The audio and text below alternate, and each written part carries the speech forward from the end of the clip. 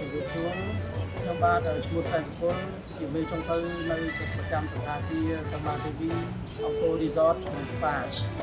បាទថ្ងៃនេះខ្ញុំសូមធ្វើបទបង្ហាញនៅសម្លពីមុខដែលជាសម្លរបស់ដូនតាខ្មែរយើងគឺសម្លកកូរបន្លែផ្សំរបស់សម្លកកូរគឺមានល្ពៅមានល្ហុងឬក៏ត្រឡាចត្រប់សណ្តែកគួរនិយាយចំទៅបន្លែសម្លកកូរគឺមានចម្រុះច្រើនបន្លែគឺដូចជាមានស្លឹកម្រុំស្លឹកងប់ស្លឹកម្រះជាដើម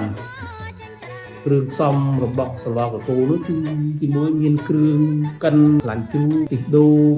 ប្រហុកស្ករត្នោតអង្ករលីងម្សៅរ៉ូឌី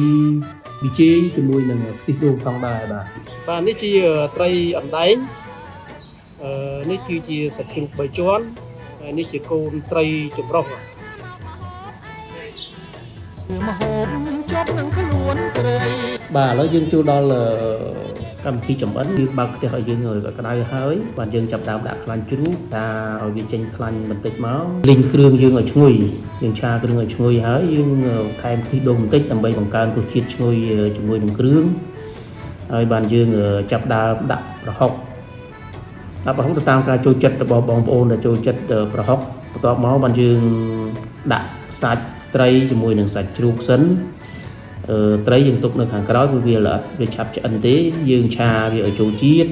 ជាមួយនឹងគ្រឿងរបស់យើងជាមួយនឹងត្រីបន្ទាប់មកយើងដាក់គ្រឿងផ្សំមានរ៉ូឌីមានស្ករមានប៊ីចេងដែលយើងតម្រូវការអ្វីដែលបងប្អូនចូលចិត្តហ្នឹងយើងអាចបន្ថែមរសជាតិទៅតាមអ្វីដែលបងប្អូនចូលចិត្តបន្តមកទៀតយើងនៅពេលដែលយើងឆាត្រីចាប់ដើមឆ្អិនយើងអាចបន្ថែមខ្ទិះដូងបន្ថែមទៀតដើម្បីយើងដាក់បន្លែរបស់យើងចូលបន្លែដែលប្រភេទរឹងយើងត្រូវដាក់មុនប្រភេទស្លឹកប្រភេទអីយើងទុកដាក់ក្រោយឆាវាឲ្យបានបន្លែយើងត្រុំបន្តិចទៅយើងគ្របវាដើម្បីឲ្យវាចូលជាតិល្អឆាប់ទន់យើងអាចបើកបានរយៈពេល2នាទី3នាទីអីហ្នឹងទៅវាអាចចូលជាតិជាមួយនឹងគ្រឿងខ្លះហើយគឺយើងចាប់ដើមបន្ថែមទឹកយើងធ្វើមិនស្មានទឹកស្មានបន្លែហ្នឹងសមរម្យទៅតាមបន្លែរបស់យើងពេលដែលបន្លែយើងឆ្អិនហើយយើងថែមអង្ករលីងហើយនឹងកូនត្រីទៅតាមក្រោយអង្ករលីងសូមបញ្ជាក់ថែមយើងធ្វើទៅតាមចំនួនដែលយើងមើលទៅតើកុំឲ្យខាប់ពេកកុំឲ្យរាវពេកបាទហើយបន្ទាប់ពីបន្លែយើងផុយហើយអង្ករលីងយើងរីកហើយគឺយើងដាក់បន្លែពណ៌ខៀវ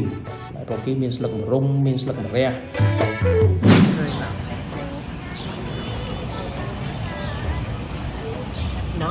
Nice. Very nice. It's good, beautiful. Yummy. How is it? Is it good? Yes. How is it? Very nice. Thank you. ដូចនេះប្រសិនបើបងប្អូនមានចំណាប់អារម្មណ៍ទៅលើវគ្គបង្រៀនធ្វើម្ហូបបងប្អូនអាចទំនាក់ទំនងមកកាន់សន្តាគារយើងខ្ញុំបាន